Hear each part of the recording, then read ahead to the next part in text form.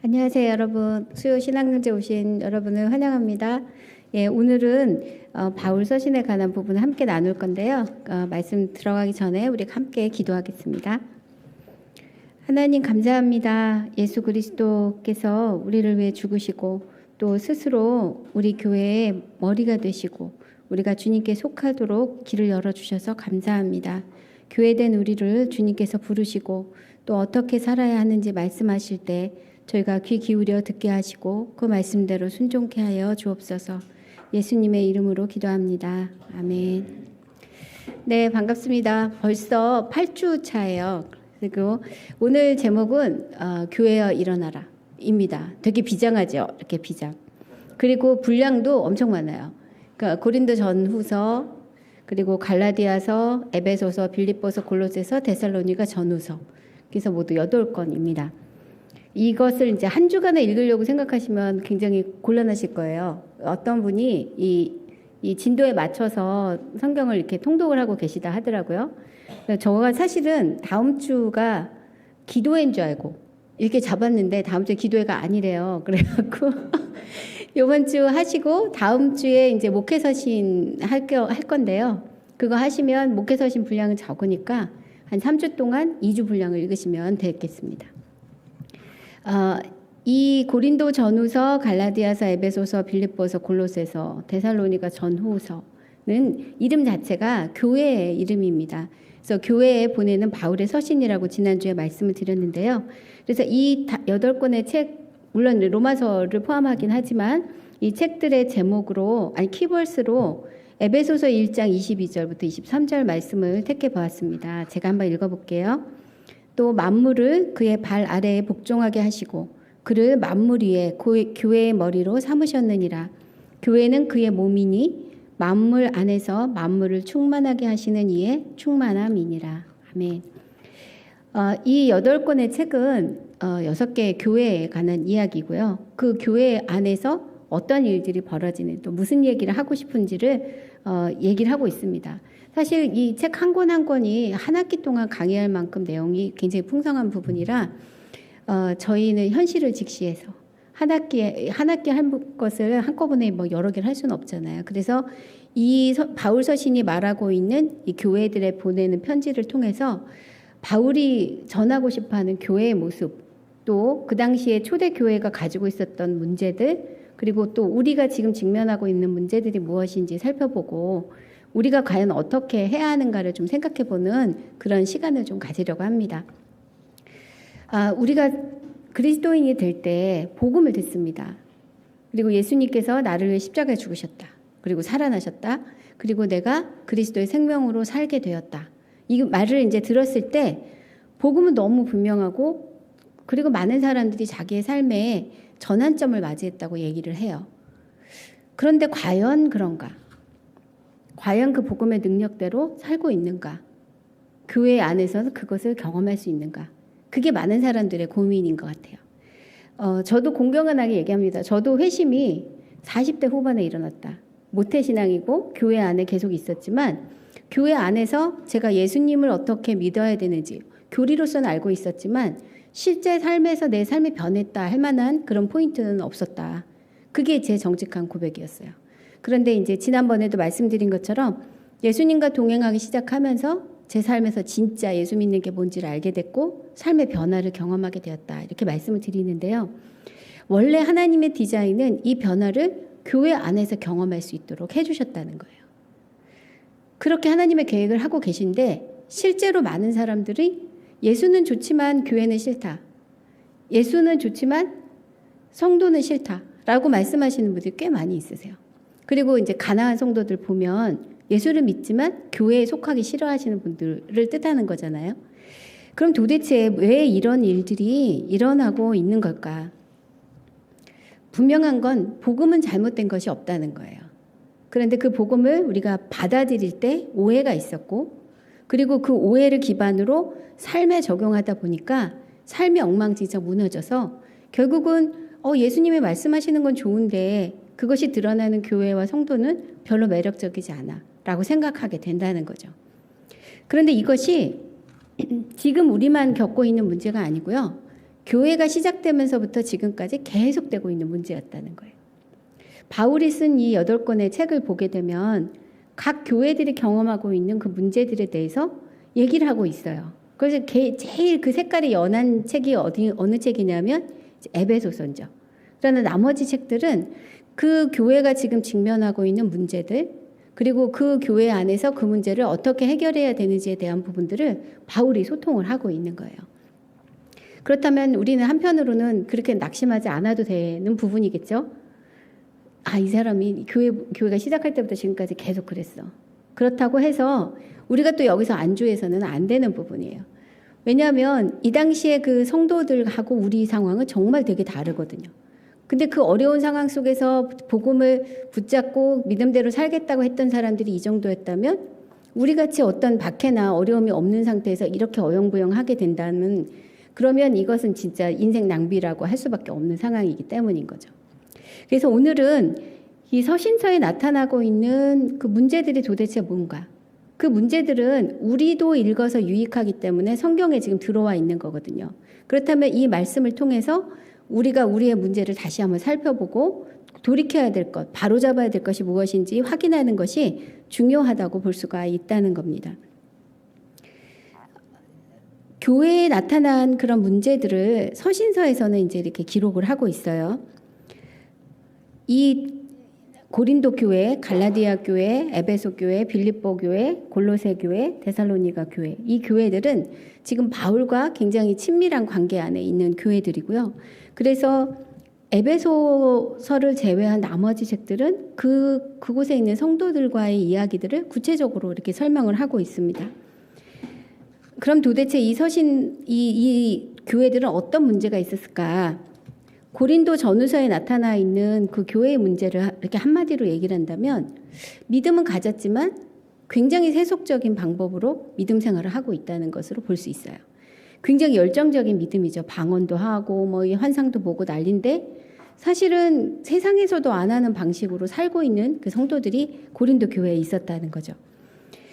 이것에 대해서 이제 바울이 책망하기도 하고 바로 세우려고 애쓰기도 하고 나중에는 눈물로 호소하기도 하는 부분들이 고린도 전후서에 나타납니다. 그렇다면 갈라디아서에서는 어떤 문제가 있었을까요? 그냥 한마디로 얘기하자면 갈라디아 교회에는 복음 플러스 알파의 믿음이 자리 잡기 시작했다는 거예요. 복음으로 너무 좋지. 그렇지만 이거 조금 미안하지 않아? 우리가 뭔가를 좀 더해서 이거를 완벽하게 하는 게 좋지 않겠어? 라는 생각. 플러스 알파. 이것이 갈라디아 교회가 직면하고 있었던 문제였고요. 그리고 실제로는 이 문제가 지금까지 아주 강력하게 뿌리 깊게 자리 잡고 있는 가장 강력한 이단이라고 볼 수도 있어요. 갈라디아 교회는 이 문제에 직면하고 있습니다. 여기서는 아주 익숙하고 그리고 가장 강렬해 보였던 율법 준수의 모습으로 나타나는 게 이제 갈라디아 교회였어요. 그럼 에베소 교회는 어땠나? 이 본문을 보면 하나됨에 대한 부분들을 얘기하고 있어요. 그리스도로 우리가 하나가 되었지만 유대인과 이방인 사이에 있었던 그 벽들, 그 벽이 허물어져야 한다는 말은 통해서 뒤집어 보면 우리 안에도 이런 하나 되지 않은 것이 있다라는 것들을 드러내고 있는 거죠. 비슷한 문제가 이제 빌립보 교회에도 나타나는데요. 사실 빌립보 교회는 흠잡을 데 없이 아름다운 교회였어요. 진짜 가장 이상적이고 작지만 강한 교회가 이제 빌립보 교회였는데 이 교회에도 이렇게 슬쩍 살짝 붙인 게 4장 2절에 보면 그 유오디게와 순두게 얘기가 나오죠. 그거 말고는 사실 흠잡을 데가 없는 교회였어요. 근데 이 빌립보 교회에 얘기하고 있는 문제도 결국 하나됨의 문제거든요. 성도들이 연합하지 못하는 것이 교회 안에 위험한 거다라는 부분들을 빌립보 교회에서도 얘기를 하고 있어요. 그럼 골로새 교회는 어떨까요? 골로새 교회도 에베소서하고 비슷한 분위기로 나가지만 조금 다른 것이 있다면 골로새 교회는 뭐라 그럴까요? 영적 계급주의라고 표현할까요? 수준이 낮은 영적인 지식이 있고 수준이 높은 영적인 지식이 있다. 그런 것들을 신봉하고 쫓아가는 사람들이 있었다는 거예요. 되게 전형적인 세상적인 생각이고요. 그냥 그 좀 신학적인 용어로 얘기하면 이후에는 영지주의라고 표현을 합니다. 그래서 수준이 높은 사람이 갖고 있는 그 지식이 있어요. 그리고 그 지식이 구원에 이르게 한다는 생각을 갖고 있었다는 거예요. 거기에 휘둘리는 성도들이 나타나기 시작했다는 거죠. 데살로니가 교회는 어땠을까요? 데살로니가 교회는 바울이 정말 사랑했던 교회예요. 데살로니가에서 굉장히 어렵게 복음을 전했고요.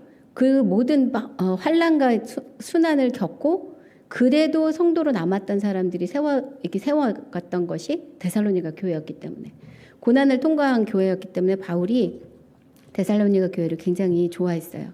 그리고 너무 고난이 심하니까 사실은 이 사람들이 정말 굳게 붙잡았던 믿음이 있었는데, 그것이 뭐냐면 재림이에요. 재림. 곧 이 땅에서의 환난이 끝나고 예수님께서 오셔서 우리를 영접해 주실 것이다. 환난이 심하면 심할수록 이 신앙은 더 깊어지는데, 데살로니가 교회는 재림 신앙을 붙잡고 있으면서도 굉장히 신앙생활을 바르고 반듯하게 잘했던 교회였어요.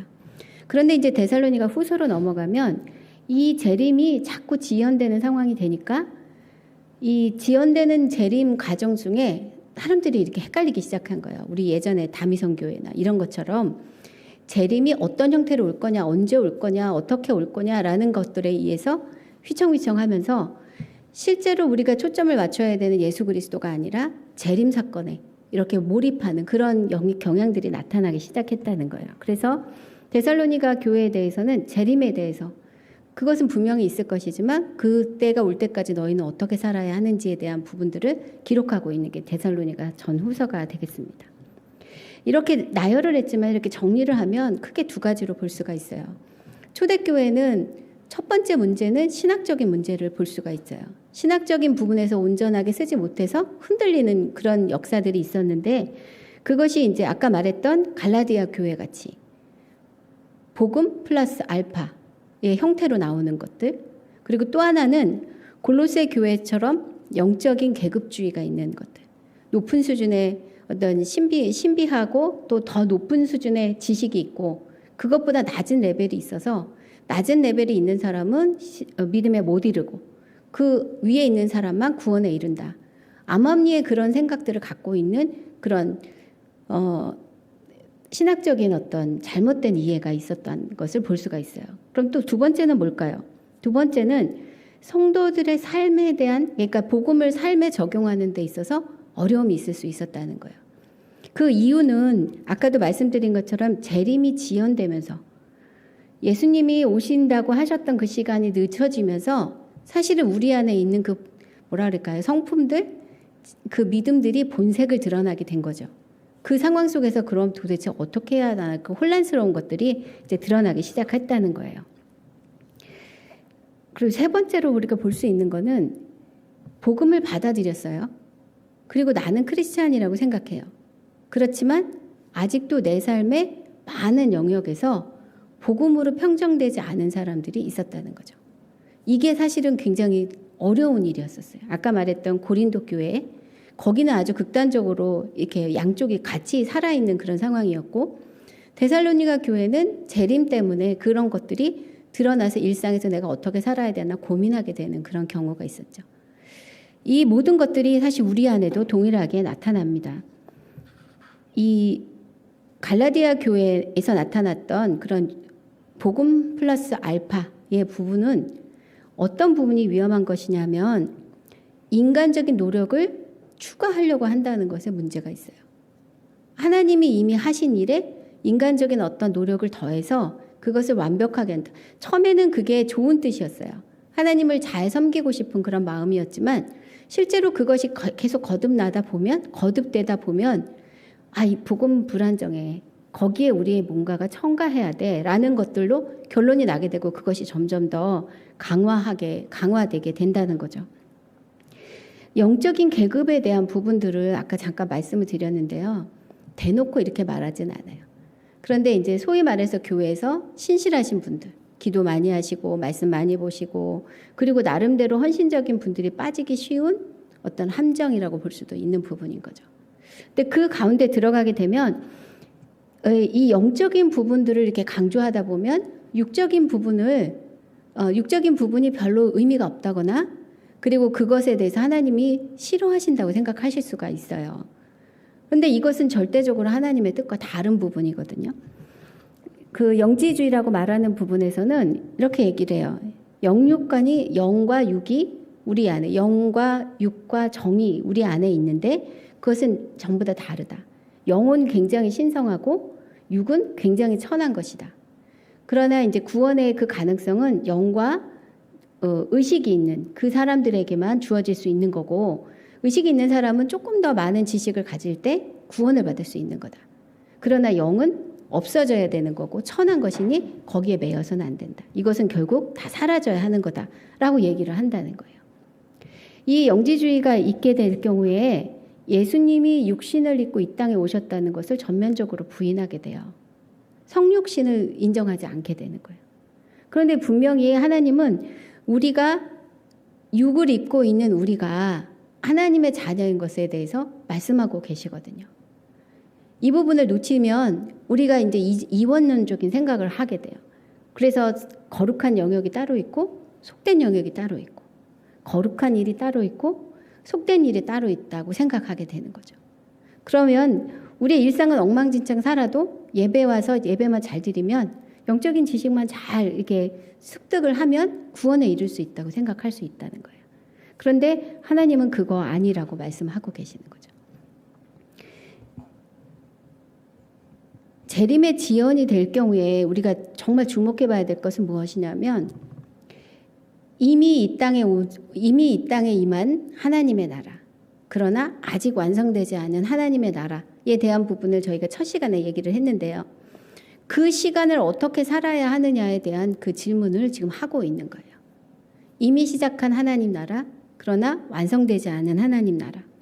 이 땅에서 우리는 도대체 어떤 마음으로, 어떤 삶으로 살아가야 하나. 열망을 놓치지 않으면서 일상의 긴장감을 계속 가지면서 살아가는 것이 사실은 쉽지가 않아요. 그리고 가능하면 빨리 끝났으면 좋겠다. 이게 거의 대다수의 사람의 그 소망인 거죠. 우리 시험 날짜 딱 생기면, 우리 내일 시험인데 얘네들은 지금 두 가지 마음일 거예요. 그죠? 내일이 안 왔으면 좋겠다 하는 사람이 있을 거고, 빨리 와서 싹 지나버렸으면 좋겠다 하는 마음이 있을 거예요. 이 시험 날짜를 받아놓은 사람처럼 우리도 재림을 기다릴 때 동일하거든요. 우리에게도 동일하게 그런 마음이 있습니다. 그러면 도대체 재림을 기다리는 성도는 이 중간 시기, 이미 임하였지만 아직 이루지 않은 하나님의 나라를 어떻게 살아야 되나, 그런 부분을 고민할 수밖에 없는 부분인 거죠. 근데 아까도 말씀드렸지만 가장 문제가 되는 것은 복음을 받아들였지만 아직 복음으로 완전히 변화되지 않은 그것이 사실은 가장 큰 문제를 일으켜요. 저도 그렇게 수십 년을 살았고, 그리고 정말 많은 성도들이 교회 안에 들어와서 이 모습으로 살고 있다는 거죠. 밖에서 보는 사람들은 교회가 그냥 교회예요. 이 사람이 거듭났든 안 거듭났든 상관없어요. 밖에서 보면 그냥 교회일 뿐이에요. 그런데 교회에 있는 사람들이 예수를 믿는다고 하면서 자기들과 전혀 다를 바 없는 삶을 살아나가는 것을 볼 때, 그리고 자기들은 구원받았고 너는 예수를 안 믿어서 구원을 못 받았어, 이렇게 얘기하는 것들을 받아들이는 것 자체가 되게 희한한 거예요. 그런 상황 속에서 우리가 이제 살고 있습니다. 그리고 더 이상한 거는 믿는 사람들끼리 하나가 안 되는 거, 서로 싸우는 거, 이것들은 정말 이해가 안 되는 거죠. 그리스도 안에서 우리는 하나입니다라고 얘기는 하지만 십자가는 다 걸어놓지만 그 안에서 무지하게 싸우고 있다. 이 일은 정말 이해가 안 되는 일인 거죠. 초대교회가 겪고 있었던 이 이야기들이 지금도 우리가 겪고 있는 일이고, 또 그 가운데 우리가 머물고 있는 중입니다. 바울이 전하고 있는 이 교회의 모습은 사실 이렇게 잘 정리된 책으로 나와 있는 게 아니고요. 우리가 보고 있는 이 서신서에 기록이 되어 있어요. 산발적으로 흩어져 있죠. 그래서 우리가 그 책을 읽으면서 케이스 바이 케이스로 교회에 대해서, 또 하나님에 대해서, 복음에 대해서 배우게 되는 거예요. 저는 그게 훨씬 더 힘이 있다고 생각합니다. 우리가 일상에서 배운 그 기술이 진짜 힘이 되는 것처럼 책에서 배운 건 아무 힘이 없잖아요. 일상에서 배운 그 교회의 모습이 실제로는 우리에게 진짜 교회를 이루게 하는 부분이라고 생각해요. 이 바울이 남긴 9개의 서신서, 교회에게 보내는 서신서 중에 우리 지난주에 로마서를 했고요. 그 나머지가 이제 8권인데요. 사실 로마서까지 치면 9권의 책이에요. 그런데 그 센터에 에베소서가 들어 있습니다. 그리고 나머지 책들은 아까 말씀드린 것처럼 굉장히 구체적인 상황에서 구체적인 가르침을 주고 있는 책인데 에베소서는 사실 조금 애매해요. 이 책을 받고 있는 사람들이 누군지에 대한 부분이 분명하게 드러나 있지 않죠. 구체적인 상황이 없고요. 그리고 오랫동안 지금도 대부분의 신학자들이 에베소서는 바울이 쓴 책이 아니라고 생각할 정도로 바울이 기존에 썼던 그런 편지들과 굉장히 다른 모습을 하고 있어요. 그런데 오늘은 이 에베소서, 이 교회들에 보내는 편지들의 가운데 있는 에베소서, 그리고 만약에 로마서를 빼게 되면 이 책을 이렇게 딱 접을 수가 있거든요. 그러면 고린도 전후서, 갈라디아서, 에베소서, 그리고 그 다음 부분이 빌립보서, 골로새서, 데살로니가 전후서인데 이 두 가지를 이렇게 딱 접으면 그 색깔들이 되게 비슷하게 보입니다. 이제 굉장히 헬라나 히브리에서 잘 썼던 그런 문학적인 기법인데요. 저는 이것을 편집할 때도 이렇게 이걸 사용했다고 생각해요. 그래서 이 센터에 에베소서를 놓고 교회가 도대체 무엇인지를 생각해 볼 수 있도록, 그리고 그것이 다음 구체적인 상황으로 퍼져나갈 수 있도록 한 거라고 믿고 있는데, 이 에베소서에는 교회에 대한 이야기를 정말 하고 있습니다. 그래서 1장부터 3장까지 보게 되면 도대체 교회가 뭐냐라고 말할 때 에베소서는 이렇게 기록해요. 에베소서 1장 23절에는 교회는 그리스도의 몸이다 라고 선포하고 있어요. 그리고 또 2장 4절부터 6절을 보시게 되면 교회는 허물로 죽었다가 그리스도와 함께 살리시고 하늘에 앉히신 사람들의 모임이다 라고 얘기합니다. 즉 교회를 이루는 성도 한 사람 한 사람의 정체성이 바로 이런 사람들이라는 거예요. 그리스도는, 교회의 머리는 그리스도이고, 그래서 교회는 그리스도의 몸인데 그 몸을 이루고 있는 성도 한 사람 한 사람은 이런 고백이 있어야 된다는 거예요. 허물로 내가 죽었어. 그리스도와 근데 함께 살아났고 하늘 자리까지 올려주셨다. 나는 정말 구원받은 사람이다 라는 고백이 있는 사람들의 모임이 교회라는 거예요. 근데 그렇게 개인적인 고백을 했던 사람으로 끝나는 것이 아니고 세 번째 보면 2장 21절부터 22절까지는 이렇게 표현합니다. 그리스도를 모퉁이 돌로 하여 함께 모여 성전을 지어가는, 그래서 하나님께서 그 안에 거하시는 모임이다 라고 얘기를 해요. 혼자 서 있는 게 아니고요. 다른 지체들과 예수 그리스도를 중심으로 모인다는 거예요. 그냥 이렇게 모아놓은 것이 아니라 연합돼서 그 건물을 지어서 올려간다고 얘기를 해요. 우리 홍 목사님 건축하셨는데요. 이렇게 벽돌 그냥 이렇게 쌓아 올리면 건물이 될까요? 안 돼요. 정말 큰일 납니다. 이것이 유기적으로 이렇게 잘 연결이 되어 있어야, 그리고 튼튼한 건물일수록 그것을 연결하는 그 고리들 또 장치들이 많게 되어 있어요. 교회도 그렇다는 거예요. 교회도 정말 수많은 성도들, 나는 진짜 죽을 죄인이었는데 구원받은 사람이야. 그런데 예수님을 중심으로 모여들어서 보니까 예수님과 나만 1대1의 관계를 하고 있는 것이 아니라 다른 지체들과 유기적으로 정말 연합되어 있는 것들을 경험하고 그리고 같이 성장해가는 것, 그게 교회다라고 에베소서는 말하고 있는 거죠. 그리고 이 교회에는 3장 20절부터 21절까지 보시면 넘치게 사랑하시는 하나님의 영광이 영원히 나타난다라고 표현하고 있어요. 이렇게 모여있는, 내가 구원받은 사람입니다. 그리고 다른 지체들과 연합해서 하나님이 거하시는 그 자리를 만들어가고 있습니다 라고 고백하는 그 자리에 하나님의 영광이 영원히 대대무궁히 나타난다라고 표현하고 있어요. 정말 영광스러운 거죠. 우리가 생각하는 교회 모습과 상당히 다를 수도 있어요. 그런데 하나님의 디자인, 하나님이 원래 계획하셨던 교회의 모습이 바로 이런 모습이라는 거예요. 그러면 에베소서에서는 교회를 이렇게 표현을 하고 있는데, 그럼 그 구석구석에 어떤 부분인지를 이제 볼 거예요. 저는 그 제목을 교회의 청사진이라고 붙였습니다. 그러니까 에베소서가 그리고 있는 교회의 구석구석의 모습이 어떤 건지. 첫 번째는 2장 8절부터 9절 말씀이에요. 너희는 그 은혜에 의하여 믿음으로 말미암아 구원을 받았으니 이것은 너희에게서 난 것이 아니요 하나님의 선물이라. 행위에서 난 것이 아니니 이는 누구든지 자랑하지 못하게 함이라. 첫 번째는 구원입니다. 구원의 도. 구원을 받은 것이 하나님의 은혜로 인하여 믿음으로 말미암아 얻었다. 내 공로가 아니라 하나님의 전적인 은혜다 라고 고백하는 것이 이 교회의 기초가 됩니다. 이 일은 어떤 것을 뜻하냐면요, 우리 안에 화해가 이루어졌다는 것을 말하고 있어요. 예수님이 친히 죽으심으로써 하나님과 우리 안에 단절됐던 것들을 다 부시고 하나가 되게 하셨죠. 그리고 이렇게 예수님으로 인해 하나님과 화해된 우리들은 다른 사람들과도 진짜 화해할 수 있는 존재가 되었다는 거죠. 근데 만약에 다른 사람과 화해가 안 된다면 아직 하나님과의 화해가 온전히 이루어지지 않았다고 말할 수 있는데, 이 본문 자체는 저에게 그걸 도전하고 있어요. 우리는 화해를 이룬 자야. 우리 힘으로가 아니라 예수님께서 그 화해를 이루셨고 그것을 기반으로 우리가 하나 되게 하셨어 라고 고백하게 하는 부분입니다. 두 번째는 교회가 공동체라는 것에 대해서 얘기를 하고 있어요. 에베소서 4장 4절, 몸이 하나요 성령도 한 분이시니 이와 같이 너희가 부르심의 한 소망 안에서 부르심을 받았다 말씀하십니다.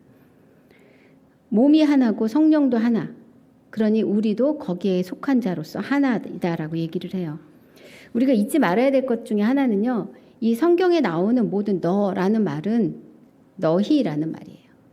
우리는 복수 단수가 좀 이렇게 예민하지 않아요. 한국말은 예민하지 않죠. 그런데 사실 이 서신서에 나오는 너라고 말하는 모든 부분들은 사실은 너희라는 복수라는 것을 꼭 기억해야 합니다. 성경은 절대 우리 개인에게 보낸 편지가 아니에요.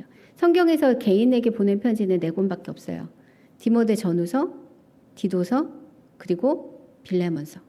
이 4권 이외의 나머지 책들은 회중을 향해서 쓴 책이고요. 그래서 우리가 그것을 읽을 때는 나 개인적인 나에게 주시는 말씀을 넘어서 우리 공동체에 주시는 말씀으로 받아야 된다는 거예요. 그럼 이 말씀을 이루는 노력은 나 혼자 하는 것이 아니라 같이 해야 되는 거라는 거죠. 물론 나를 넘어서 공동체로 바로 갈 수는 없어요. 그래서 말씀을 묵상하고 내가 삭히고 그것을 적용하는 내가 먼저 있어야 되지만, 실제로 고울은 나에서 끝나는 것이 아니라 공동체까지 나가는 것이 맞다는 거예요. 이 부분은 저희가 도망갈 수 없는 메시지예요. 그래서 혼자 신앙생활 안 된다라고 말씀을 드린 이유가 여기에 있습니다. 이 일이 이루어지도록, 하나님의 말씀이 이루어지도록 우리가 서로 격려해주고 지탱해주고, 그리고 또 이 말씀의 성격이 어떠하든지, 가정에 대한 말씀이든 개인의 성장에 대한 말씀이든 그 말씀이 공동체 안에서 이루어질 것을 함께 아멘하는 게 필요한 부분이에요. 이렇게 모인 공동체는 그냥 이렇게 모임이 아니라 그랬죠. 아까 집을 지을 때 이렇게 건축자재 뭉쳐놓는다고 건물이 되지 않는 것처럼 저희가 이제 하나가 되는 아주 중요한 그런 통로가 있는데, 그것이 뭐냐면 함께 예배하는 겁니다. 함께 예배하면서 우리의 새로운 정체성이 어디서부터 왔는지를 다시 한번 확인하는 거예요. 우리를 불러서 새로운 존재가 되신 하나님, 존재가 되게 하신 하나님, 그리고 나 혼자가 아니라 다른 지체들과 함께 할 수 있도록 여지를 주신 하나님, 그 하나님을 우리가 기억할 때 그것이 예배예요. 그리고 그것이 얼마나 큰 은혜인지를 고백하는 게 예배죠. 이렇게 함께 예배하는 것 자체가 우리가 누군지를 정말 깨닫게 해주고, 또 세상을 향해서는 굉장히 큰 선포가 되는 거예요. 세상에서의 공동체를 한번 생각해 보세요. 공동체라고 얘기를 하지만 실제로 하나님이 공동체라고 인정할 만한 공동체는 사실 없습니다. 모든 모임들은 자기의 유익이나 자기의 필요에 따라서 모였다 흩어지죠.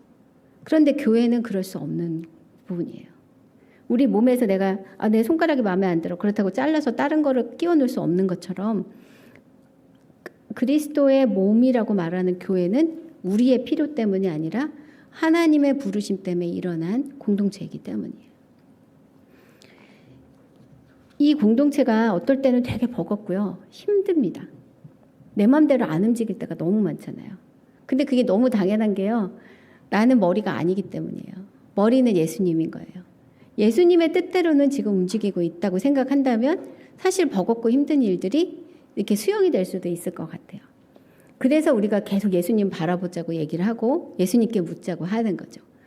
이 일들을 통해서 우리가 하나님을 예배하고 내 옆에 있는 사람들이 그저 머무는 어떤 한 사람이 아니라 나와 하나가 된, 그래서 예수님의 몸을 함께 만들고 있는 사람들이라는 것을 이제 기억하게 되는 거죠. 저는 세상 사람들은 공동체를 원하지 않는 줄 알았어요. 그런데 사실은 굉장히 갈망하고 있어요. 자기를 그저 수용해주는 사람들에 대해서 그런 사람들이 있다는 것 자체가 굉장히 충격이었다고 얘기를 하더라고요. 지난번에 지금 양육 중인 자매가 있으신데 이제 양육 시작하기 전에 잠깐 가서 이렇게 인사하고 기도를 해드리고 왔어요. 근데 그게 너무 감동이었다고 얘기를 하더라고요. 자기가 누군데 일부러 와서 이렇게 기도해 주시고 좋은 말을 해 주시는지 잘 모르겠다. 이렇게 해도 되는 건가? 이렇게 얘기를 하셨대요.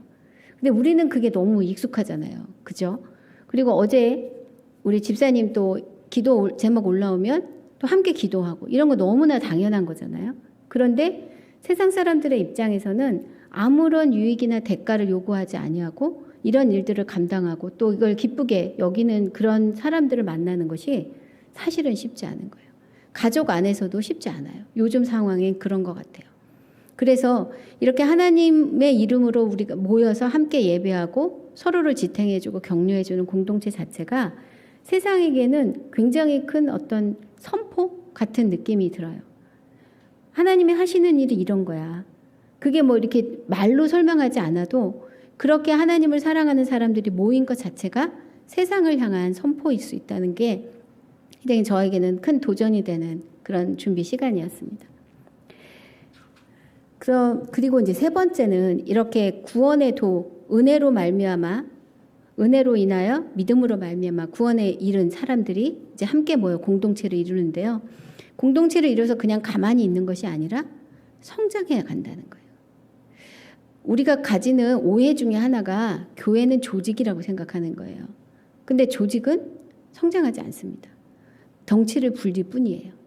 그런데 여기 성경에서 말하고 있는 공동체 안에서의 성장은 마치 식물이 자라는 것처럼, 동물이 자라는 것처럼 그 세포 하나하나가 커져가면서 이 몸이 커져가는 것을 말해요. 우리 아기들 보면 너무 신기하잖아요. 이게 조그만 아기가 태어났는데 그리고 먹는 거라고는 모유밖에 없고 맨날 잠만 자는데 한 달쯤 지나면 정말 토실토실 예쁜 아기가 되고 또 한참 또 지나다 보면 애가 또 막 걸어 다니고 그리고 말하고 가끔 이제 대들기도 하고 막 이렇게 자라는 걸 보면 야 도대체 이 생명이란 너무 신기해라는 생각을 하게 되는데 공동체 안에서의 성장은 교회의 성장은 바로 이런 거라는 거예요. 사실 그래서 교회가 1년 후에 어떻게 될까? 2년 후에 어떻게 될까? 우리가 사실은 계획을 세울 수가 없어요. 왜냐하면 그리스도의 몸이기 때문에. 물론 대략적인 어떤 방향성을 우리가 얘기할 수 있을지는 몰라도 구체적으로 어떻게 변화될지 우리는 잘 몰라요. 그래서 우리가 모르기 때문에 하나님이 하신 일들이 더 놀랍게 받아들여지는 것 같아요. 그런데 어떤 사람이 뭔가를 예술품을 만든다고 생각해 보세요. 구체적인 계획이 없으면 다 무너집니다. 그렇죠? 세부적인 것을 아주 구체적으로 생각하고 계획하고 도면 그리지 않으면 다 무너질 수밖에 없어요. 뭔가 허접해지겠죠. 그런데 생물은 그런 일이 없어요. 제가 맨날 이렇게 신기하게 생각하는 것 중에 하나가 보도블럭 사이에서 냉이가 자라면요. 걔가 어떻게 하든지 삐짓고 일어나서 꽃을 피우더라고요. 씨를 맺어요. 그리고 다음 세대를 준비해요. 생명이 있다는 거는 그런 거예요. 공동체 안에서 우리가 있고 그 안에서 성장한다는 것은 바로 이런 상황을 얘기를 하고 있어요. 하나님은 우리에게 각자 잘 성장하도록 격려해 주세요.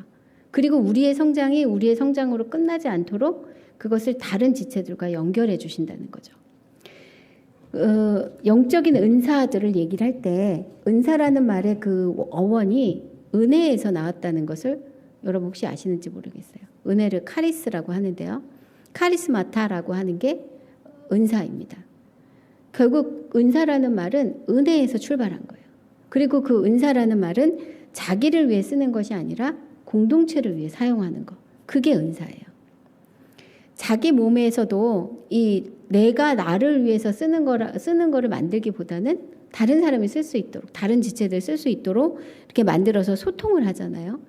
그러니까 우리에게 주신 은사가 진짜 은사가 되려면 다른 사람들을 위해서 그것을 사용해야, 그리고 그것이 그렇게 돼야 이제 공동체가 온전히 세워지게 되는 거죠. 저희 교회가 지금 2년째가 되니까 이제 오셨다가 가시는 분들이 있으세요. 그러니까 파송선교사로 오셔서 너무 잘 섬겨주시고 근데 이제 코로나 때문에 아마 기대했던 일은 거의 못 하셨겠죠. 교회를 나오실 수가 없었으니까. 그리고 이제 가시면서 하시는 말씀이 아무 일도 못하고 가서 너무 죄송해요. 뭐 이렇게 도움이 돼야 되는데 그런 일을 못해서 죄송해요. 이렇게 말씀하시는 분들이 있으세요. 그런데 정말 진심으로 그냥 여기 계셨다 가시는 게 정말 큰 일을 하신 거예요. 왜냐하면 지체 중에 어떤 것도 없어서는 안 되는 부분이 있거든요. 근데 그 자리를 지켜주시고 있다가 이제 하나님이 가라 하시니까 가시는 건데 도대체 뭐가 미안하고 또 뭐가 아쉬운지 모르겠다 이런 생각이 좀 들긴 합니다. 그래서 혹시 나는 아무것도 하는 일이 없어서 나는 쓸모없는 사람인가 봐라고 생각하신다면 나는 그냥 있는 자리에 있는 은사를 받았나 보다 이렇게 생각하시면 돼요. 그래서 정말 하나님이 가라 오라 하실 때 사인만 주시면 그때만 움직이시면 되고 지금 잘 있다가 가시는 것 자체가 교회를 교회되게 하는데 엄청나게 쓰임 받았다는 그런 자부심을 가져도 정말 충분하세요. 그러니까 미안해하지 마시고 정말 감사하게 하나님 제가 감당할 사역을 다 감당하고 이제 갑니다. 앞으로 가는 곳에서 또 잘 감당하게 해주세요. 이렇게 가셔도 괜찮아요. 정말 힘을 내셨으면 좋겠어요. 그 에베소서에 또 강조하는 것 중에 하나는 관계에 대한 부분인데 특히 가정에 대한 이야기를 하고 있어요. 5장 31절부터 33절 말씀이에요. 그러므로 사람이 부모를 떠나 그의 아내와 합하여 그 둘이 한 육체가 될지니 이 비밀이 크도다. 나는 그리스도와 교회에 대하여 말하노라. 그러나 너희도 각각 자기 아내 사랑하기를 자신같이 하고 아내도 자기 남편을 존경하라. 예, 우리 결혼식 하실 때 다 경험하시고 수도 없이 들었고 어떤 그 커플은 한번 이것으로 이렇게 말씀을 나누니까 자기는 이건 동의할 수 없다 이렇게 얘기를 하셨어요. 그러니까 아내들아 남편에게 복종하라니까 이거는 자기는 동의할 수 없어요 이렇게 말씀하신 분도 있었는데 이 부분은 사실 남편과 아내의 관계를 설명하는 부분이기도 하지만 실제로는 남편과 아내의 관계를 유비해서 그리스도와 교회의 이야기를 하고 있는 거죠. 그리스도와 교회의 관계가 어떠한지를 우리가 배울 수 있는 가장 좋은 세팅이 남편과 아내라는 관계라는 거예요. 이 세상에 많은 관계들이 이렇게 다 이렇게 좀 뭐랄까 퇴색되기도 하고 또 잘못되기도 했지만 그래도 가장 순수하게 그 사랑의 형태를 갖고 남아있는 그 자리를 찾으라면 사실은 진짜 사랑하고 헌신해서 결혼한 남편과 아내 자리라고 볼 수도 있어요. 부모와 자녀 차이도 그런 관계이기도 하지만 실제로 부모와 자식은 일방적인 사랑이 이렇게 부어지는 자리지 서로 그것을 나누기는 쉽지 않은 자리이기 때문에 그래요.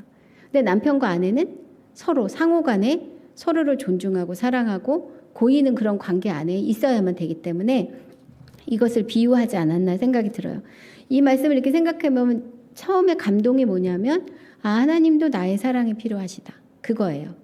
하나님은 사랑도 안 필요하실 것 같고 모든 게 다 있으실 것 같은데 남편과 아내가 서로를 사랑하고 존중하는 그 관계처럼 내가 하나님을 사랑하고 존중하는 것처럼 하나님도 나에게 그것을 원하시는구나. 그것이 또 한편으로는 이제 감동이 되기도 합니다.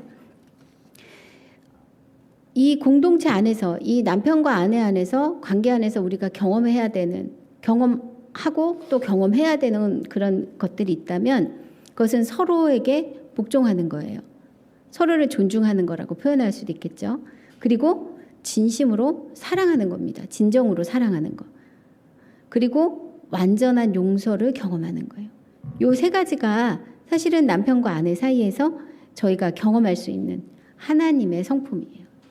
하나님이 우리를 존중해 주시고 진심으로 사랑해 주시고 완전히 용서해 주신다.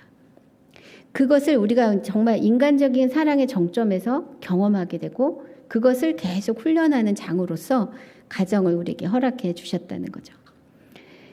이 부부 관계에서 누릴 수 있는 이 소통하는 그런 마음들, 감정들, 그 안정감은 실제로 우리가 교회에서 누려야만 되는 그런 생각들이라고 믿어요. 교회에 여러분 오실 때 무엇을 원하셔요? 뭐 잘 짜여진 예배, 뭐 아름다운 음악, 뭐 이런 거보다는 사실은 하나님 앞에서 하나님과 내가 같이 있다는 것을 누리고 싶으시잖아요. 그런데 하나님이 우리에게 그것을 누릴 수 있도록 공동체를 허락해 주셨고 그런 공동체 안에서 우리가 누릴 수 있는 그 하나님의 성품은 바로 이 남편과 아내가 누렸던 것과 동일한 것이어야 됐다는 것을 예표로 보여주신다고 생각합니다. 이 마음은 정말 누구나 다 구하는 것 같아요. 저희가 이제 SBS 할 때 그게 2002년인가요? 그랬는데 그 당시에 22명의 학생이 있었어요. 그중에 8분이 한국 분이셨고 나머지가 이제 다 서양 분이셨는데 거의 다 독신이었죠. 근데 저희가 이제 베이스에서 살고 있었어요. 그러니까 이제 방도 있고 이제 차도 이제 조그만 차가 있었어요. 근데 처음에는 잘 모르고 공부하기 바빠갖고 그냥 아무 생각이 없다가 두 번째 학기 지나가니까 이제 싱글들이 보이기 시작하는 거예요. 그래서 우리 목사님이 주말마다 우리 그 학생 하나씩을 초대를 해서 주말에 저희가 시간을 같이 보냈어요. 그러니까 저희 부부, 우리 아들 둘, 그리고 이제 차에 한 자리 남으니까 그 친구. 그래가지고 이제 5명이 점심도 같이 먹고 근처에 드라이브도 가고 뭐 이렇게 했거든요. 근데 처음에는 한두 명하고 하다가 나중에 보니까 다 한 번씩 만나면 되겠더라고요. 그래서 이제 한 주에 한 사람씩 이렇게 불러서 같이 식사하고 이런 시간을 가졌는데 어느 순간에 보니까 이 친구들이 기다리고 있는 거예요. 다음엔 내 차례일까? 그 다음에 내 차례일까? 이러고 기다리고 있어요. 그래서 한 번은 우리 요번 주에 우리 같이 밥 먹자 그랬더니 드디어 내 차례야? 이렇게 말하는데 귀엽기도 하고, 이 사람들이 이 따뜻한 마음들을 되게 기다리고 있었구나, 이런 생각이 들었어요. 나중에 이제 우리 목사님 보고 아빠라 그랬어요.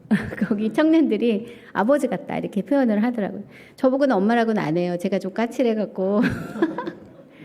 근데 그 시간을 같이 가지면서 이 가정이 줄 수 있는 특별한 분위기가 있다는 것을 그때 좀 배웠어요.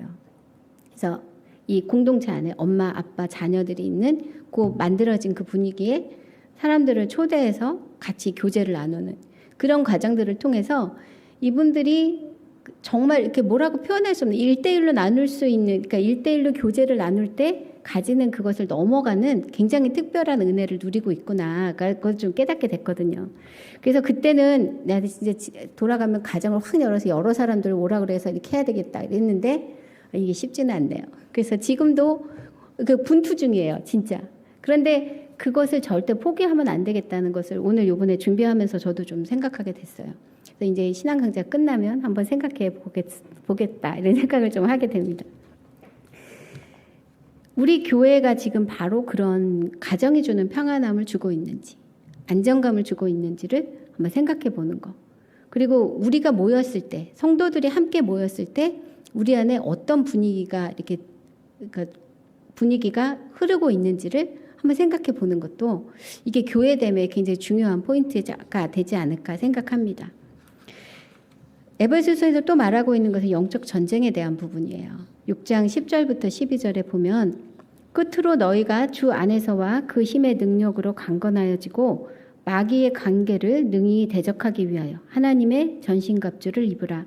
우리의 씨름은 혈과 육을 상대하는 것이 아니요 통치자들과 권세들과 이 어둠의 세상 주관자들과 하늘에 있는 악의 영들을 상대함이라. 자기 힘으로 악의 세력을 이길 수 있다고 생각하는 사람은 너무 순진하거나 무식하거나 그런 사람인 거죠. 우리 힘으로는 절대 악을 대적할 수 없습니다. 전쟁은 하나님께 속한 거고요. 우리로서는 그 일을 감당할 능력이 없는 거예요. 그래서 지속적으로 우리에게 전신갑주를 입으라고 말씀하고 있어요. 근데 그 전신갑주가 결국 예수 그리스도를 뜻하죠. 그건 나중에 이제 에베소서를 아마 하실 거예요. 말씀을 전하실 기회가 있으면 그때 더 자세하게 들으시고, 특별히 저희가 이제 주목해 봐야 될 것은 마귀가 하는 일들이 아니라요. 마귀의 관계를 능히 대적하기 위하여 하나님의 전신갑주를 입으라 했다는 점을 주목해 봐야 될 것 같아요. 마귀의 관계, 이거는 이제 스킴이라고 나오더라고요. 근데 그것이 그냥 말하면 계획인데요. 또 조금 더 말하면 음모예요, 음모. 자기에게 유익한 어떤 것들을 하도록 이렇게 뒤에서 조정하는 거 있죠. 그것을 이제 그 뜻하고 있는데 사단이 하고 있는 일들이 바로 그런 일이라는 거예요. 겉으로 보면 잘 모르기 때문에 분별력 없으면 넘어가게 돼요. 특히 이제 교회 안에서 우리 성도들의 삶 속에 있어서 굉장히 조심해야 될 것은 우리는 목적이 선하면 그것이 선하게 이루어진다고 순진하게 믿을 때가 있어요. 그런데 그 과정도 하나님의 뜻대로 제대로 된 방법으로 하고 있는지를 확인하지 않으면 결국은 선한 목적으로 마귀의 일을 할 때가 있다는 거죠. 그래서 정말 깨어 있어야 돼요. 우리 안에서는 두 가지가 함께 있어야 됩니다. 전적으로 내가 하나님의 은혜로 이 전쟁에 임하고 있다 라는 그 생각과 함께 이 과정은 하나님께서 전적으로 이끄실 거다라는 그 믿음이 있어야 되죠. 만약에 그 믿음이 있다면 우리로서는 우리 힘으로 전쟁터에 나가면 절대 안 되는 거예요. 정말 죽어요. 그래서 영적 전쟁에 있어서 우리가 꼭 기억해야 될 것은 하나님의 인도하심을 잘 받는 거예요. 그래서 그 다음에 6장 18절에 보면 기도에 대한 이야기를 합니다. 바울은 사도행전에서도 이제 기도에 대한 부분을 많이 강조했지만 바울 서신서에서도 보면 끊임없이 기도에 대해서 얘기를 해요. 바울이 스스로가 기도의 사람이었고 기도하기를 권했고 또 기도로 모든 일들을 해나갔다는 것을 볼 수가 있어요. 6장 18절의 말씀을 이렇게 정리하면 바울이 생각하는 기도의 방법은 세 가지인데요. 첫 번째는 성령 안에서 기도하는 거예요. 그리고 두 번째는 항상 기도하는 거예요. 지속적으로 기도를 멈추지 않고 계속하는 거예요. 그리고 세 번째는 중보기도하는 겁니다. 자기를 위해서가 아니라 하나님의 뜻이 이루어지도록 기도하는 것. 그것을 세 가지를 견지를 하고 있어요. 그렇다면 그 내용은 뭐여야 되나? 그 부분은 바울이 성도들을 위해 했던 기도가 에베소서 앞쪽에 나오는데요. 3장 14절부터 19절 말씀이에요. 이렇게 기도하고 있어요. 이러므로 내가 하늘과 땅에 있는 각 족속에게 이름을 주신 아버지 앞에 무릎을 꿇고 비노니 그의 영광의 풍성함을 따라 그의 성령으로 말미암아 너희 속사람을 능력으로 강건하게 하시오며 믿음으로 말미암아 그리스도께서 너희 마음에 계시게 하시옵고 너희가 사랑 가운데서 뿌리가 박히고 터가 굳어져서 능히 모든 성도와 함께 지식에 넘치는 그리스도의 사랑을 알고 그 너비와 길이와 높이와 길이가 어떠함을 깨달아 하나님의 모든 충만하신 것으로 너희에게 충만하게 하시기를 구하노라. 아멘. 입니다. 결국 바울은 이 5가지를 기도했어요. 첫 번째는 성령으로 속사람을 강건하게 하소서라는 기도. 두 번째는 믿음으로 우리 마음 안에 그리스도께서 계신 것을 알게 하소서. 그렇게 기도했습니다. 세 번째, 모든 행동에 사랑이 동기가 되게 하소서. 기도했어요. 네 번째, 충만한 그리스도의 사랑을 배워가고 그 사랑이 우리 안에 넘치게 하소서. 다섯 번째, 항상 성령의 인도하심을 따라 기도하게 하소서. 이것이 이제 바울의 기도의 내용이라면 아까 태도는 성령 안에서 기도하고 항상 기도하고 중보 기도하라 라는 부분이라고 정리할 수가 있겠습니다. 에베소서를 통해서 교회가 어떤 것인지에 대해서 이제 잠깐 봤는데요. 우리가 처음에 아까 봤던 교회의 문제들로 다시 한번 돌아가 봅시다. 그럼 도대체 우리는 어떻게 교회가 직면하고 있는 지금 문제들, 아까 6개 교회들이 직면하고 있었던 그 문제들, 그리고 우리가 똑같이 직면하고 있는 그 문제들을 어떻게 이겨낼 수 있을까요? 구원의 길, 복음은 충분하지 않아. 플러스 알파를 더하려는 그 시도에 대해서는 우리는 어떻게 해야 할까? 결론을 내야 되는 거죠. 십자가로 충분하다. 라는 결론이 분명해야 이런 시도에 대해서 우리가 끝까지 저항할 수 있습니다.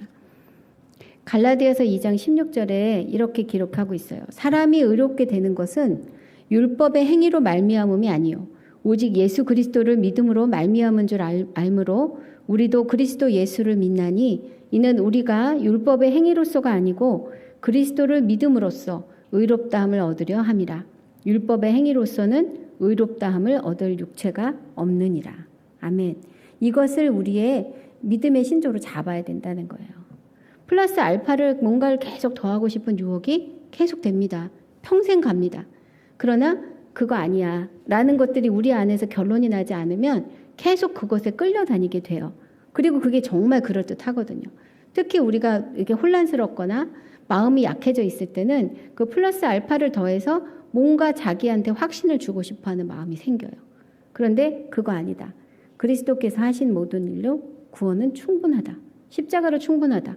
이것이 결론나면 흔들리더라도 금방 자기 자리에 돌아올 수가 있어요. 그래서 우리 안에 플러스 알파의 마음이 들 때마다 십자가로 충분하다라는 우리의 고가 선포되도록 해야 된다고 믿습니다. 두 번째, 그 플러스 알파 말고 영지주의, 영적인 계급주의, 영적인 어떤 레벨이 있어라고 생각하는 그런 생각이 들어올 때 우리도 단호하게 이것을 얘기를 해야 해요. 영적인 계급은 없습니다. 그것을 말한다면 확실하게 걸으셔도 돼요. 어떤 수준이 있다고 얘기하는 사람이 있다면 그 복음이 아니야 라고 생각하셔도 별로 틀리지 않다고 믿어요. 하나님의 구원은 전인격적이에요. 우리 영역에서 어떤 부분은 육적인 부분은 버려야 되고 아닌 부분은 취해야 되는 거 없습니다. 하나님은 우리를 전인격적으로 다 받으셨어요. 만약에 우리가 육적인 어떤 문제 때문에 고통을 겪고 있다면 그것을 통해 더 깊은 은혜로 이끌기 위해서 하나님이 허락하신 거지 그것을 재해버리라고 하신 게 절대 아니라는 거예요.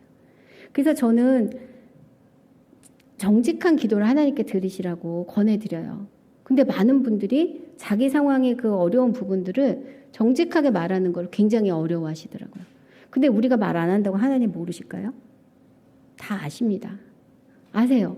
그리고 이제 실제로 내가 고통하고 있는 막 분투하고 있는 부분을 하나님께 고하는 순간에 정말 말할 수 없는 자유함으로 우리를 이끄시는 하나님을 경험하게 되실 거예요. 이것은 모든 사람에게 주신 약속이에요. 영적인 수준 높은 사람, 낮은 사람 없어요. 하나님 앞에서 우리는 그냥 다 한 포션을 가진 한 영혼일 뿐인 거예요. 정직하게 하나님 앞에 나갈 때 하나님께서 우리가 지금 육신을 읽고 있는 삶, 여러 가지 제안으로 좌충우돌 하는 것 같은 이 삶이 얼마나 복된 삶인지를 하나님 알게 하실 거예요. 그것을 붙잡을 때 어떤 특별한 지식을 쫓고 신비주의적인 어떤 것을 쫓기보다 말씀 안에 분명하게 서서 말씀이 나를 이끄시는 것에 맡길 수 있는 진짜 믿음의 사람으로 설 수 있게 된다고 믿습니다. 골로새서 3장 23절 여러분 잘 아시죠? 골323 무슨 일을 하든지 마음을 다해 주께 하듯 하고 사람에게 하듯 하지 마라. 영적인 일뿐만이 아니라 육적인 일도 마찬가지예요. 하나님의 기준은 그냥 하나입니다. 하나님 앞에 대하듯이 하면 사람들은 영적 수준이 어쩌고 레벨이 어쩌고 얘기를 할지라도 하나님은 그렇게 말씀하지 않는다는 것을 분명히 알게 될 거예요. 재림이 지연될 때 우리는 어떻게 해야 할까? 데살로니가 전서에서는 이제 두 가지를 얘기를 하고 있어요. 첫 번째는 예수님을 우리 마음에 모시고 살고 있는 사람에게는, 즉 예수님과 친밀한 동행이 계속 일어나고 있는 사람들에게는 재림이 급하게 갑자기 임하지 않는다는 겁니다. 친밀한 사람들과의 관계 속에서는 우리가 충분히 소통하죠. 그래서 그것이 제가 이제 누구를 만나러 갈 때 미리 연락하고, 그죠? 뭐 갑자기 갈 때도 있지만 서프라이즈 하고 갈 때도 있지만 대부분의 경우는 충분히 소통하고 그 사람과 무슨 일을 할지를 계획을 하고 갑니다. 예수님께서 우리가 소통하는 관계 속에 있다면 그렇게 오신다는 거예요. 데살로니가 전서 5장 4절 8절 말씀인데 그건 여러분이 찾아서 읽어보세요. 그리고 이렇게 재림을 기다리는 사람에게 중요한 것은 일상이 단정한 거예요. 일상에서 이미와 아직 그 사이에 하나님 나라를 살고 있는 우리로서는 일상을 성실하게 제대로 감당하고 사는 것이 진짜 재림을 기다리는 성도의 삶인 것을 말해주고 있습니다. 데살로니가 전서 5장 23절에 이렇게 말해요. 평강의 하나님이 친히 너희를 온전히 거룩하게 하시고 또 너희의 온 영과 혼과 몸이 우리 주 예수 그리스도께서 강림하실 때에 흠 없게 보존되기를 원하노라. 영과 혼과 몸, 우리의 모든 것이 하나님 앞에서 잘 보존돼서 예수 그리스도를 만나게 되도록 그렇게 기도를 했습니다. 우리 일상에서 잘라내야 될 거, 부정해야 될 거 아무것도 없어요. 어떤 감정도 어떤 사건도 하나님 앞에 드려지는 산 제사가 될 때 그것은 하나님이 기뻐 받으시는 그 일상이 되고 또 정말 하나님의 그 재림을, 예수 그리스도의 재림을 준비하는 가장 중요한 통로가 된다는 것을 꼭 기억해야 될 것입니다. 아까 말했던 가장 위험한 것, 복음을 알지만 거기에 전적으로 헌신하지 않는 것, 복음을 알지만 내 가치관을 변하지 않고 옛날 생각으로 그냥 살고 있는 것, 이것에 대해서는 두 가지 방향에서 우리가 필요한 부분이 있어요. 첫 번째는 그 복음을 분명하게 하는 것, 즉 완전한 자아의 죽음을 매일매일 고백하는 게 우리에게 필요합니다. 왜냐하면 우리가 지금 육신을 입고 살고 있기 때문에 그래요. 육신이 없으면 분투도 없어요. 고민도 없어요. 그죠? 육신이 없는데 무슨 고민이 있겠어요? 아무 고민이 없죠. 그냥 하나님과 이렇게 살게 되겠죠. 그러나 하나님께서 우리에게 육신을 주셔서 이 땅에 살 수 있는 기회를 주신다면 이 기간 동안에 하나님 나라를 위해 헌신할 수 있도록 기회를 주시는 거예요. 그렇기 때문에 계속적으로 내가 죽고 그리스도가 살고 계시다는 고백을 해나가면 하나님이 우리에게 주신 사명을 감당할 수 있는 힘이 생기겠죠. 나의 죽음, 나의 자아의 죽음을 계속 선포하는 것이 너무 중요한 일이고요. 두 번째는 이렇게 자기의 죽음을 선포하고 있는 지체들과 완전한 연합을 이루는 것. 그게 정말 중요합니다. 그래서 교회가 필요해요. 나눔반 교회뿐만이 아니라 우리 크고 작은 교회들, 사실 두 사람만 모여도 갈등이 있잖아요. 완전히 아무 문제가 없다 그러면은 그 사람들은 거의 시체인 거죠. 뭐 완전히 자아가 죽었거나 네 맘대로 해 이렇게 말하면 문제는 없겠죠. 근데 그거 아니면 사실은 두 사람만 모여도 문제가 있어요. 그런데 그런 사람들이 수십 명, 수백 명이 모였는데 일사불란하게 움직일 수 있다. 뭐 강제적인 게 아니라 자발적으로. 만약에 그렇다면 그거야말로 신비고 그거야말로 놀라운 기적 아니겠어요. 하나님이 세우신 교회는 그런 일들이 이루어지는 공동체라는 거예요. 완전히 내가 죽은 사람들, 그리고 그래서 완전하게 다른 사람과 연합할 수 있는 사람들. 그 꿈을 하나님은 버리지 아니하시고 그것을 우리에게 행하도록 기회를 주고 계시다는 거죠. 교회에 대한 하나님의 계획이 너무 거창하고 완전해서요. 우리가 과연 이것을 이룰 수 있을까? 이런 생각이 들기도 합니다. 근데 오늘 제목이요. 교회여 일어나라예요. 그러니까 목사님이 제목으로 벌써 설교를 다 했다고 얘기를 하더라고요. 네, 너무 좋은 제목이에요. 우리가 생각하는 우리 자신, 우리 교회의 모습과 또 이제 하나님이 보시는 교회의 모습이 상당히 다르다라는 부분을 좀 얘기를 하고 싶어요. 혹시 미켈란젤로의 피에타를 보신 적이 있으신가요?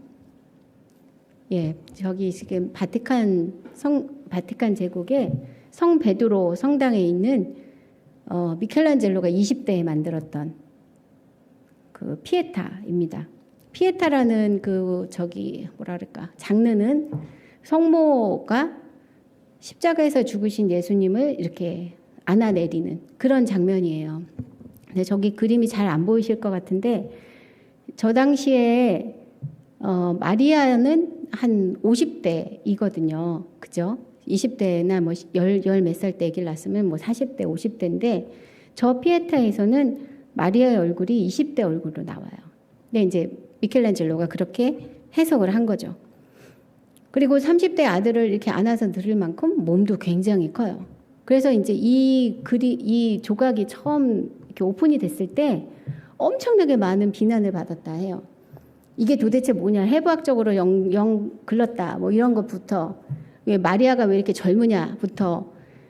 그런데 또 한편으로는 저는 이걸 볼 때 저거 돌 맞아? 이런 생각이 들 정도로 너무 아름답잖아요. 이 밑에 옷자락에 이렇게 늘어진 부분들이나 어떻게 저게 가능하지?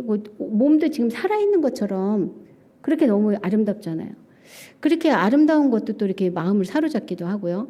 그리고 성모 이렇게 가슴에 보면 이렇게 끈이 있는데요. 끈 같은 거 보이시죠? 여기에 미켈란젤로가 자기의 이름을 새겼어요. 자기가 만들었다는 걸 아무도 안 믿어서 저기다가 새긴 거예요. 미켈란젤로가 만들었다. 이렇게 써놓은 거죠. 그래서 이제 저 장면을 이렇게 보면 마리아도 보이고 그리고 또 아름다운 저기 드레이프도 보이고 미켈란젤로 이름도 보이고 그렇습니다. 근데 이 일에 대해서 하도 논란이 많으니까 많은 사람들이 정말 비난을 했어요. 그랬더니 미켈란젤로가 이렇게 말했습니다. 이탈리아어로 말을 못하고요. 제가 한국말로 읽어드릴게요. 이 조각은 신에게 바치는 것이니 인간의 시선으로 평가하지 말라.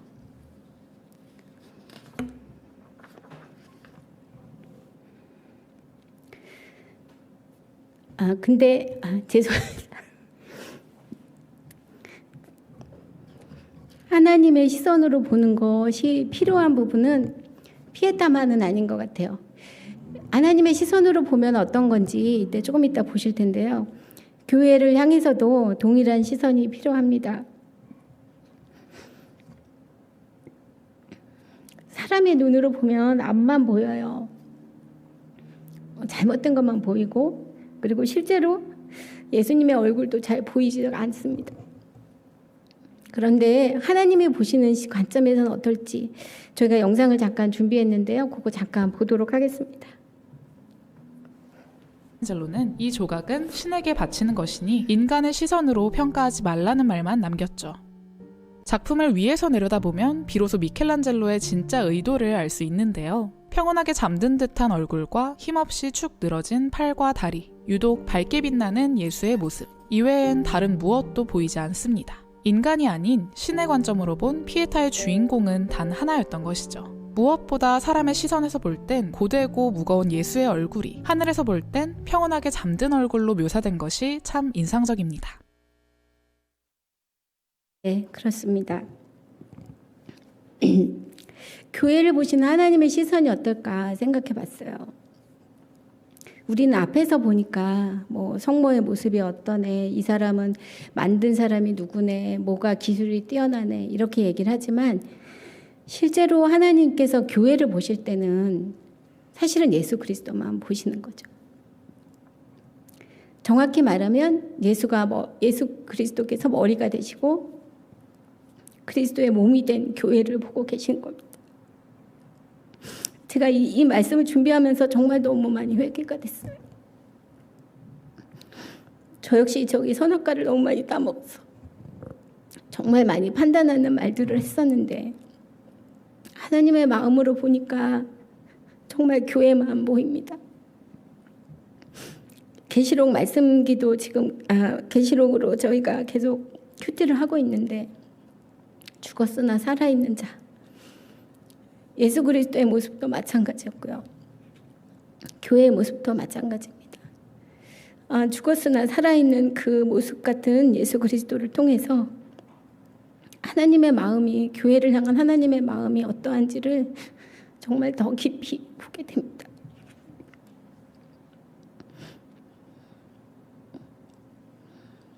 교회는 그냥 주저앉아 있지 않을 거예요. 분명히 일어날 것이고 하나님의 영광이 이 안에 있다는 것을 분명히 보여줄 것입니다. 사도 바울의 편지를 읽으실 때 교회를 기억해 주세요. 그리고 그 교회를 통해서 우리에게 하시는 하나님의 음성도 같이 들었으면 좋겠습니다. 하나님은 한 번도 교회에게 눈을 돌리신 적도 없고 미워하신 적도 없고 내가 너에게 촛대를 옮겼다 말씀하신 적도 없습니다. 교회를 향한 하나님의 마음이 우리에게도 정말 동일하게 부어져서 우리에게 주신 교회를 사랑하고 또한 귀히 여기고 또 정말 보듬어 쌓아주고 세워주는 그 역사가 계속 있었으면 좋겠습니다. 오늘 8권의 책을 한꺼번에 하면서 제가 교회로 정리를 하는 바람에 구체적인 내용들은 정리를 따로 했습니다. 그래서 이제 예배가 끝나면 다시 그 핸드아웃을 또 하나 올려드릴 텐데 그 내용에는 이 고린도 전서부터 데살로니가 후서까지의 내용들을 이제 필요한 정보들을 정리한 그런 파일이 될 것입니다. 그래서 혹시 필요하시면 그걸 참고하시고요. 그러나 정말 중요한 것은 교회입니다. 하나님께서 우리를 교회로 불러주시고 교회를 이루게 하신 그 은혜가 더욱더 충만하게 누려지는 그런 한 주간이 되셨으면 좋겠습니다. 같이 기도하겠습니다.